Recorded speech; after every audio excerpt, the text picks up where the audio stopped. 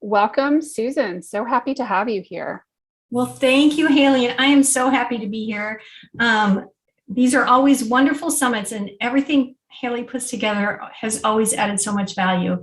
And so I just love this group, and thank you so much for your patience today, as nothing seems to run on time sometimes, right? Especially when we think we can squeeze something in. But so thank you so much for your patience and your grace and your tolerance. I appreciate that. But so I'm here today, we're talking about our money and our business and how we make money and how we keep money.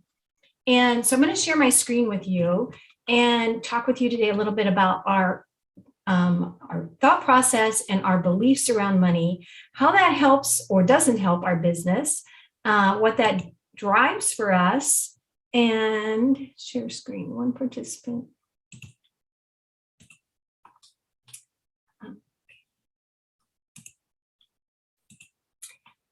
Okay, there we go. Can everybody see that? Indecision and hangups about money. Okay, So we'll talk first a little bit about that. I love to have an interactive room. So anytime you have anything to add in, please just unmute yourself and pop on in, or go ahead and add something in the chat as well.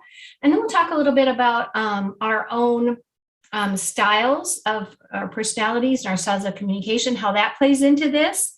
And we'll have a freebie at the end for the free quiz, as well as the quiz is free to everyone, but then about also for this group, a free follow-up with me and a workbook on how you can use that information. Because as we talked about earlier, it's not just having the information, it's what you do with it, right?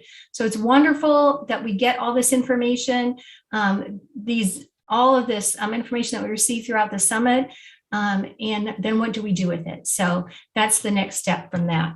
So indecision and hangups about money. Wow, does anybody have any of those? I do. So I'm going to put this on. Hold on. Put it onto presenter view. It's the little stand with a forward camera at the very, very top. If you look at the very top of your screen, I am. There's a play, and at the very bottom right, there's also a presenter view. All right, I am totally lost on this. Where am I? It should be on, maybe I'm not on the right.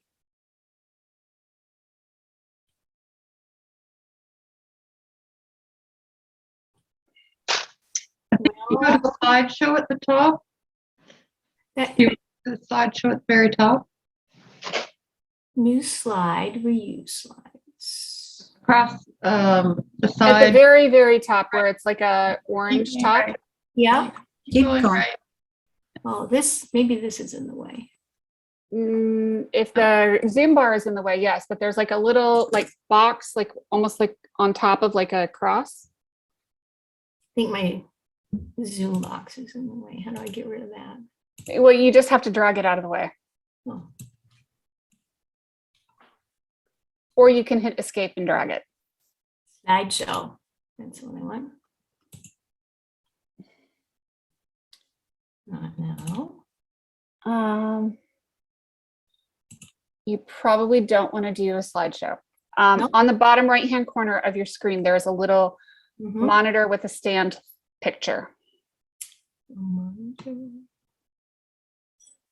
Very bottom right. Yeah. You see where you see 77%? And then there's that slider bar right next to that. There's a little box on top of the stand. This one? No, to the left, that one.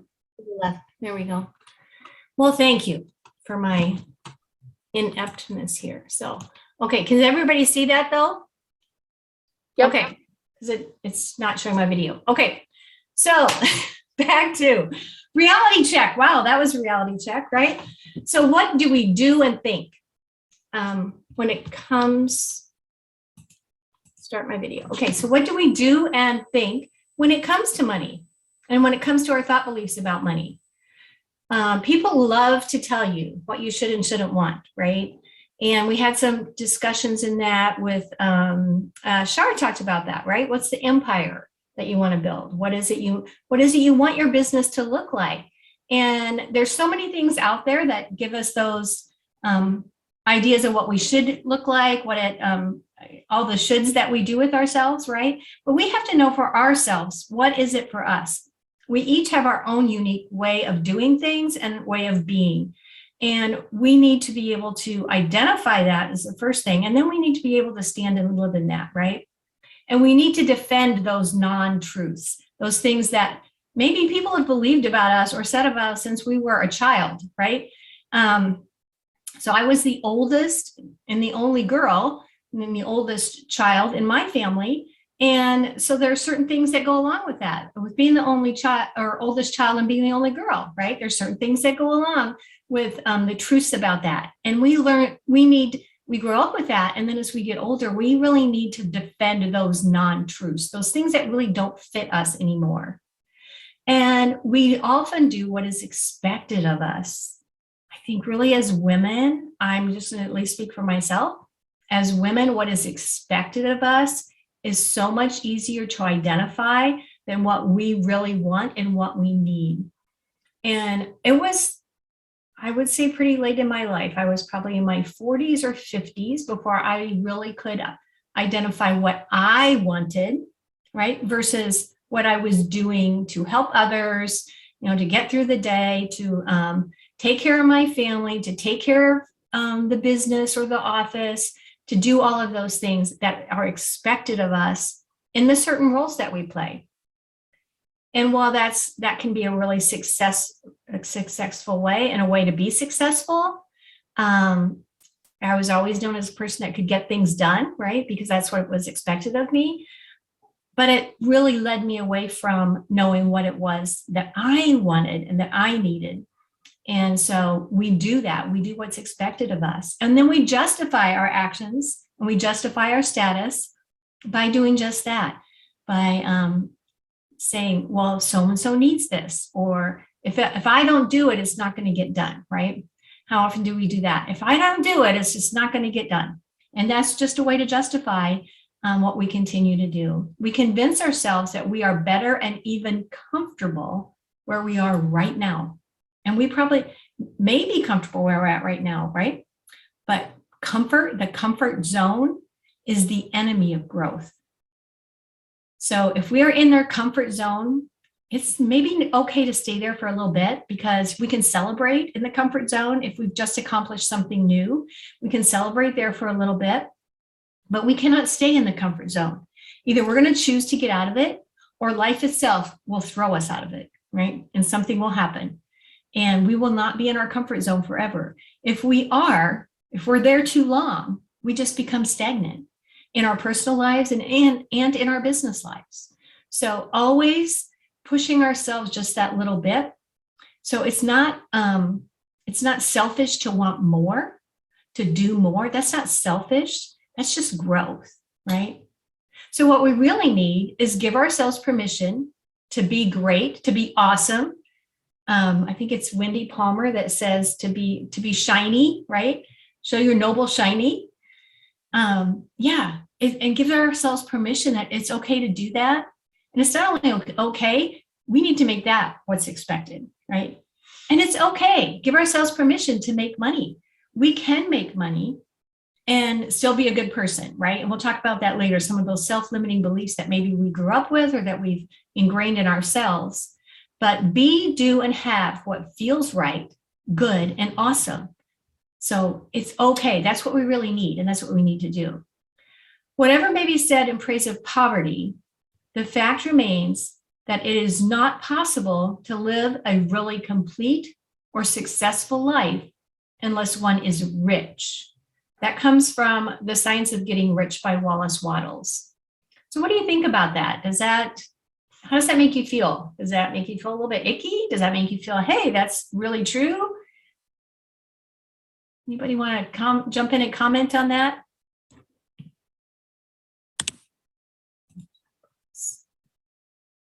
Oh. Well, I think it really depends on how we define rich, right? So when we talk about rich, we often jump straight to money. And money is a part of being rich or being abundant or being wealthy. But there's so many other areas of that, right?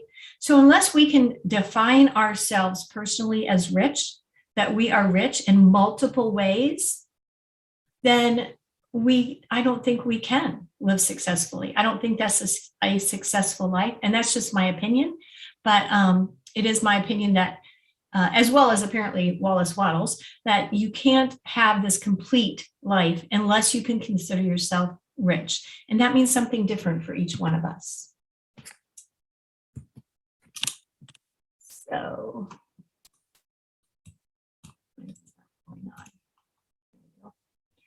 does one have to be rich? So this comes from the book by Jen Sincero, You're Badass at Making Money. And she says, if you pursue wealth, will that stop you from doing good? Because I think we often get caught up in good people, really rich people had to do something to get there. They're not good people. You can't be both good, doing good work, doing good for others and be rich. So what would people do if you showed up other than the grouchy broke person who complained about not having enough money, skill, enough time, skill, or money to do anything? So that goes back to the rich, the definition of rich, right? Is it in time? Is it in skill? Is it in money? Is it in your belief system? So what is it that keeps that you define as being rich? Well, the good news is that everyone arrives on this planet with their own unique gifts and desires. It is, however, your job to uncover, let's see, whoop, go back. Okay, hold on, I'm going to back up here a second. I can pull this down, but it's not going to let me do that. It is, however, your job to uncover what those gifts and talents are and to decide how to use them. And you can't do that for free, right? You can't do that without putting in some work, without putting in some time, without putting in some money and some effort. You can't discover what that is without you doing the work on yourself, with yourself, to discover what that is. So it's your responsibility to bloom into the most joyful, she says, badassiest person version of yourself that there is. That's our life journey. That's what we're called to do. That's what we're on this journey all the time evolving from. And the desires come from which of the Father, which means what you want is given to you at birth. So you may be given skills and talent. That doesn't mean that you can't develop others, right? Because that's a fixed mindset. That's a fixed mindset to say that leaders are born and can't be trained or can't be grown along the way. I can't learn a new skill. I'm not good at music, right? I'm not an athlete. I'm not good at this. I'm not good. Well, I may not be a star athlete, like I'm not going to be a professional, but I can learn how to run, or I can learn how to swim, or how to bike. I can learn these things that I might need to know to have a healthy life, right? To have an abundant health in my life. I can learn those things, absolutely. Just to say I'm not good at that, or I've never done that, or I've always been that way. Have you ever heard that about people? Great Aunt Sally, she's just always been that way. She's kind of grumpy, but she's just always been that way. That's just her. Well, that's because she chooses to be that way. She can be something else. And that's the same for each of us. We can be something else if we choose to. And you must become rich so you're able to afford all of the things and experiences that you want to help you fully live your life. And again, rich might be more money. It might be more skill. It might be more education. It might be more experiences. It might be better health. It might be better relationships. It might be a more spiritual life. It can be any and all of those things. So you weren't meant to just survive, to stay stagnant, like that stagnant place, not growing, or to settle. You were meant to keep growing and thriving. And that's what we're called to do in our life, throughout our life. It's not a one and done. It's not, and you guys all know that. You all had transformations throughout your life, right? You've all done different things throughout your life. When I first went to college way back out of high school, I'm not going to tell you how many years ago that was, I went for elementary education. I was going to be a kindergarten teacher. And lo and behold, then I dropped out of college, went home, got married, had kids, went back, got my undergrad in business, went into healthcare. Never did that. Spent 30 years in healthcare, went into being an entrepreneur, different levels and different skills in healthcare. But all of those things, all of the things along the way built on what I do today. And that's, I'm sure, the same for all of you. Everything that you've done along the way builds with what you are right now. So you have the choice. You can make change or you can stay in a lack mindset. So the lack mindset is shrinking, living under a cloud of guilt. Yeah, we're pretty good at that, at guilt, right? Either guilting ourselves or guilting others into maybe doing what we would like them to do. The idea that there's not enough to go around. This one really sticks with me because I was really guilty of this, thinking that if I took more, if I had more, then somebody else was going to have less, right? And that's simply not true. There is enough in this world of everything to go around. I don't care if it's food or water. There's a distribution problem. I'm not going to argue with that. I'm not going to argue with the fact that we have people that are starving in this world, that we have people that are living in poverty in this world. That's not an issue that there's not enough. It's a distribution issue. So there certainly is enough to go around. And if I have more, then I get to decide how that part of it gets used, right? So there's not enough. I'm not lovable. There's a bottomless hole in your heart. All of those are lack mindset. But we need to shift that and we need to change that to that it takes time and it takes a money mindset, that money is okay and that you're still a good person for making a lot of money, that you cannot give what you do not have, right?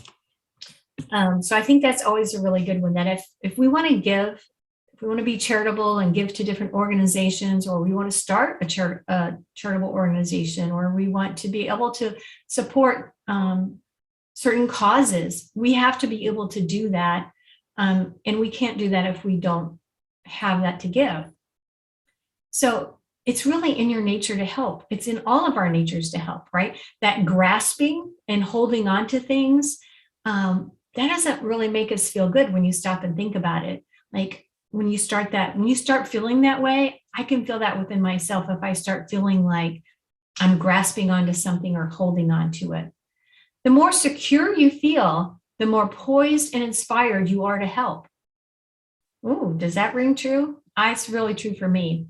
So getting myself into the right mindset before I go into, a presentation or into a call with anybody, either Zoom or in a call or into a meeting or any of those things, to make sure that we're in the right mindset, whether that's just taking a deep breath, whether that's taking a few minutes to center yourself, ground yourself, whatever for you that looks like or feels like.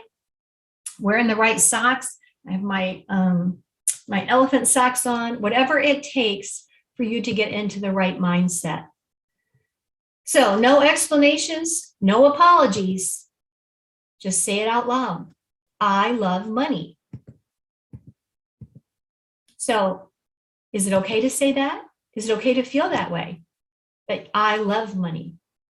So it's not, I love what money can do for me, actually, though, right? I don't put money on a pedestal. Money, when you think about it, money is just paper, right?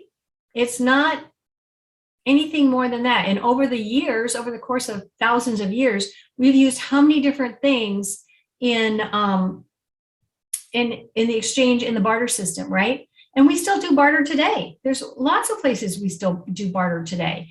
But that used to be, used to exchange a cow, right? Or a flock of chickens or whatever. That used to be how we valued things. And then it was gold and coins, right? We had gold and coins. And today it's paper money. Or it's not even that, it's crypto coin, right? It's crypto coin, currency that we use. We don't even see it. We don't touch it. We don't see it, any of that. So changing our mindset on that really helps us to be aware of what it is that looks like, right? When you thrive, you give permission then for others to do the same.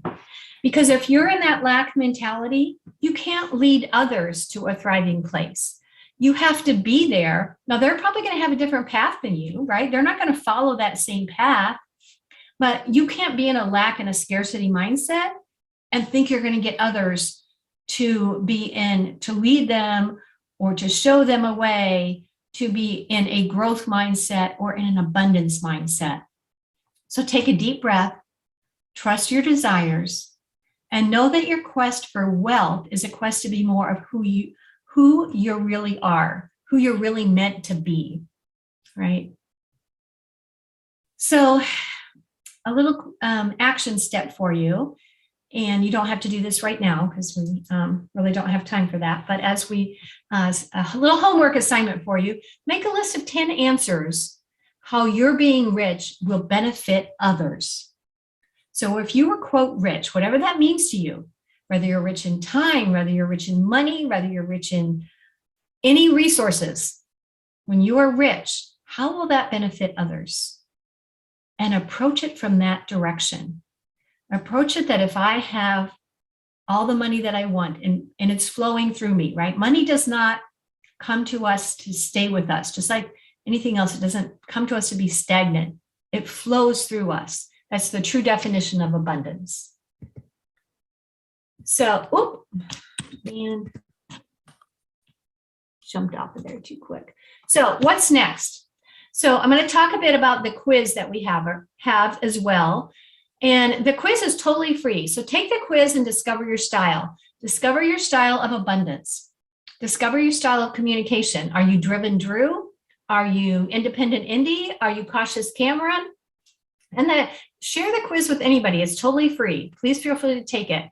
And as a gift to you from this summit is also, once you take the quiz, you'll get a free consult with me and a free workbook. And we will walk through that workbook and see how you can apply that to your own life, to your business, to your personal life, whatever works best for you. So I'm going to jump one moment here to the quiz so you can see what that looks like. No.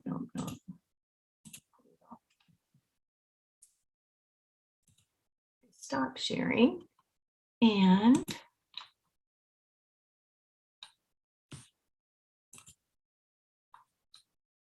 okay, now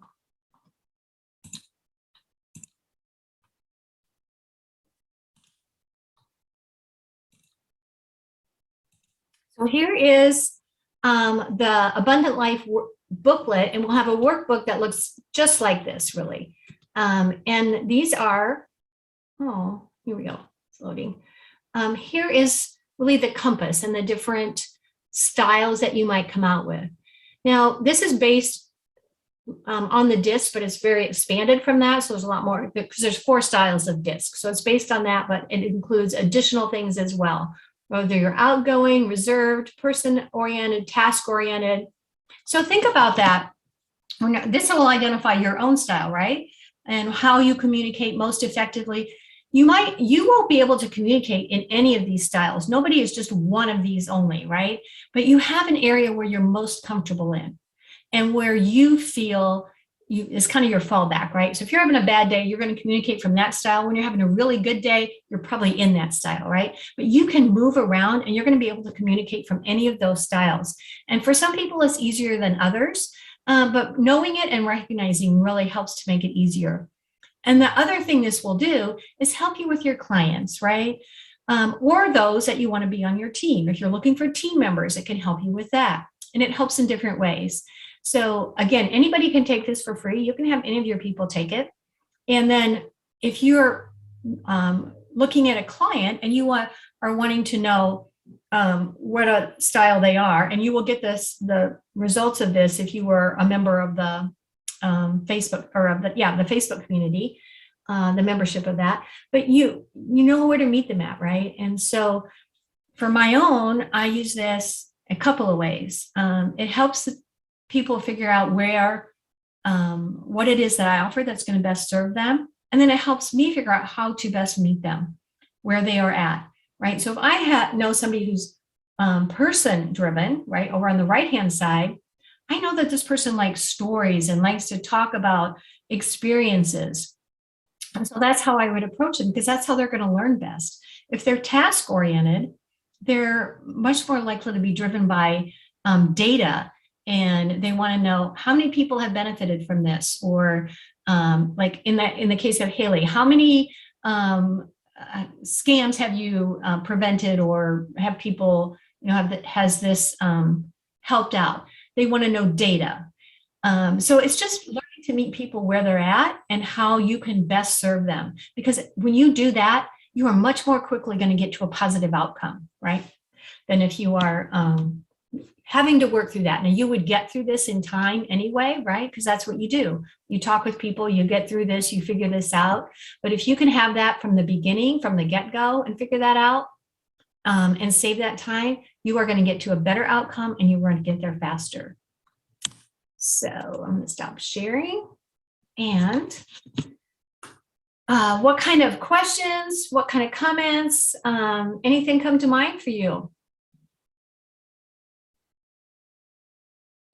That was amazing. I actually already quoted you on Facebook. Oh, bless you. There were so many great saying things that, like, what I put on Facebook was the comfort zone is the enemy of growth. I think that was pretty, I mean, I'd heard that before, but I guess I was ready to hear it this time. And then the Waddles quote was great. And like, just in the whole, because that's something that I think most of us do struggle with, is, it's wrong to have money, or what, for whatever reason. And I'm really, really happy about what you taught. Thank you. Well, thank you. Thank you. And that's so true. It's those things that we hear from childhood or early on, right? That are those limiting beliefs that sometimes we don't even realize are there until we stop to think about it. And it doesn't even have to be something big and bold. It's as simple as rolling your eyes, right? You drive through that really wealthy neighborhood with all of those big mansions, and somebody rolls their eyes like, oh man, I wonder what they do, kind of thing. And so it's those subtle messages that we get that really start to impact us over time and start to build up and get in the way of us making those $1 million businesses. Well, and I think that sometimes it's not just in our businesses, but like even in our careers. Absolutely. I had a manager early on in my career who I in retrospect, I know it was like some form of like odd jealousy, but she made a comment about the neighborhood that my husband and I bought our home in, not realizing what we had paid. And then she made a comment about, well, you have a nanny for your children, not understanding what we were paying. So it was really interesting how, I had these like daggers, like literally thrown at me. Well, Haley has a nanny for her children, not realizing I couldn't put my children in daycare because my oldest was a preemie. So she couldn't go into daycare, or she would run the risk of death. And I didn't have the choice of not working because of medical bills and our mortgage at the time. So it was really interesting to me to like hear that because, it brings back that memory of those like really inappropriate comments, but having had them directed so squarely in my corner, it's definitely left an impression over time. And I know that I have struggled with that, like even now people will ask me where I live, and I will kind of like redirect. Interesting, huh? Yeah. So, yeah. Especially if you've been burned yourself personally on that. Yeah, you do that. I know, that's why I think people don't often talk about how much they make, either high or low, right? And I think more high wage earners don't talk about that than people that make lower wages, right? They're not. So an example of that is with a client of mine, and we were talking about this when the stimulus money came out. And she was a single person, owned her own business, all of that, but she didn't get stimulus money because she was over the threshold. And she couldn't mention that in her family, that she didn't get it. When everyone else was talking about it, she just remained quiet and didn't say anything. And she said, I just was almost embarrassed that I couldn't say anything. because here I am, a single woman in my own business, and I made too much money to get stimulus money. Mhm. And it was embarrassing. It was in her family. That would not have been an okay thing to say. Right. But, yeah, I think we do that in a lot of ways, and we do it to people we love, and we do it to ourselves, right? We do it to ourselves as well, by those messages that we send. So I often thought, what message did that say to the children around her as well, right? That are growing up. Those are those subtle messages that we're sending out to them, that it's not okay to make $1 million. It's not okay. Right. It must mean that you're doing something illegal or something wrong or something Or bad. illicit or something. Yeah, exactly. And that's not the case at all. Yeah. Yeah. It's a good point. You really talk about that. Yes. How people view and relate to money. And it then affects everything in our businesses, because, if you go back to Lee's presentation about, when she was an $18 million a year business, they spent money like the checkbook was bottomless. Yeah. And then you quickly get to, the other side of that, right? You quickly realize that, it wasn't bottomless. No matter how much money you thought you had, it still spends like water. Absolutely. There's a good book called The Millionaire Next Door. It's old. It's, I think, written in the 70s, but the concepts behind it are still awesome. And I had, when I did resident education, I that was one of the books on the reading list, because it actually referred to physicians in there. But because the concept is the person next door to you might just be a millionaire. It's simply as much as making more than you spend, right? So if you're making $10 an hour, you can only spend $8. So whatever that, but if you're making $100 an hour, you can spend 80. So it's just a difference of making more than what you spend. And we all have different ideas and thoughts around that. And while it might sound like, while I make it sound there like a simple concept, it's not. I don't mean to underestimate that. But it really, truly can be done by anyone. But the first thing is you have to be in the right mindset. You can't be blocking yourself from that energy that's flowing to you, that wants to come to you, that then wants to flow through you. So it's not, the other thing is it's not flowing to us and we're grasping onto it, holding it. It's flowing to us and flowing through us, because yes, we're spending it, but we're spending it appropriately. But there will always be more that comes along if we are aligned in what we're working with, if we're doing it authentically, we're doing it by our own values, and that we stand in that. We stand in that power and say, yeah, this is okay. This is right. I can do this. And yes, it is okay for me to make money doing it. But thank you, Haley, for putting the link for the quiz in the chat box. And yes, if you want me to put it in the Facebook, or if you put it in the Facebook group, I would greatly appreciate that as well. And I would love to have follow up with any of you with the workbook and the free consult. That's awesome. Thank you so much.